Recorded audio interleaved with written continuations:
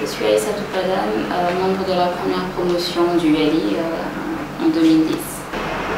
C'est une forme de partenariat, disons, de collaboration entre les deux continents, entre l'Afrique et les États-Unis.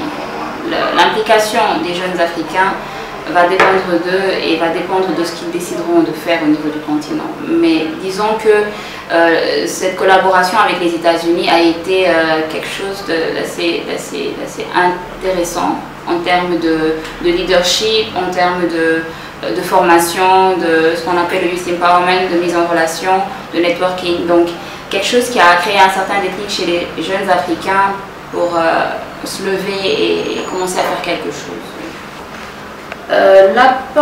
L'apport de la jeunesse africaine, disons que ce programme apporte, c'est vraiment un programme de leadership.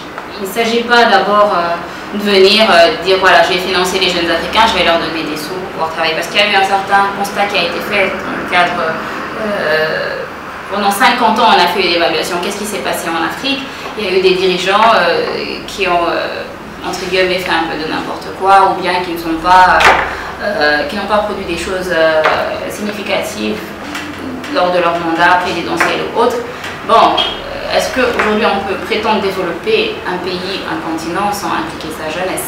D'accord. Le leadership, c'est le fait d'avoir la conscience et l'amour pour sa communauté et son pays, de prendre des initiatives et d'apporter des solutions concrètes pour régler les maux dont souffre cette communauté-là, ce continent-là. Et c'est au fait de ce côté-là, aujourd'hui, si nous sommes dans ce secteur qui concerne les jeunes, c'est quand même l'initiative que les jeunes ont de se lever et de pouvoir aussi apporter leur contribution malgré le manque de moyens et malgré le manque d'expérience en tant que tel. J'ai vraiment une position très peut-être particulière parce que la question que posent les gens quand ils savent que vous avez rencontré le président Obama, c'est waouh, comment il est, etc. Mais au début, c'est vraiment un très grand honneur pour moi d'avoir eu la possibilité de le rencontrer, dans la mesure où c'est quand même le premier président noir des États-Unis, mais il représente un pays et il est là pour les intérêts de son pays. Donc une fois qu'on comprend cela, ce qui nous intéresse également, c'est comment est-ce qu'on peut mettre en place un partenariat win-win entre nous et les États-Unis. Donc le président Obama n'est plus tout simplement analysé en tant que star, mais il est analysé en tant que président de la République. Et ce que ça m'inspire d'avoir participé à ces deux programmes, on est vraiment dans l'euphorie lorsqu'on y va et autres, mais en rencontrant d'autres jeunes Africains, parce qu'on était 116 jeunes Africains et qu'ils viennent chacun d'un secteur d'activité différent et que chacun partage son expérience, déjà les problèmes parce qu'on les connaît, et apporte des solutions et qui soient dynamiques et qu'ils aient la possibilité pour la plupart d'aller vivre en Occident, mais qu'ils décident de rester et de se battre sur place. Je pense que là, il y a un changement d'attitude, il y a une autre vision qu'on a de la chose. C'est un sacrifice qu'il faut faire. Donc le secret, c'est que voilà, il n'y a rien de diable, hein. Il y a des hauts et des bas.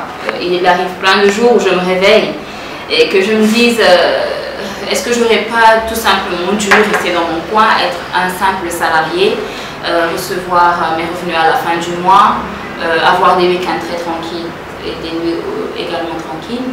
Mais je me suis dit que non, parce que si je prends le nombre de Sénégalais et le nombre d'Africains, nous sommes à peu près 12-13 millions au Sénégal. J'ai eu l'honneur d'être parmi les deux qui ont été dans ce programme en 2010.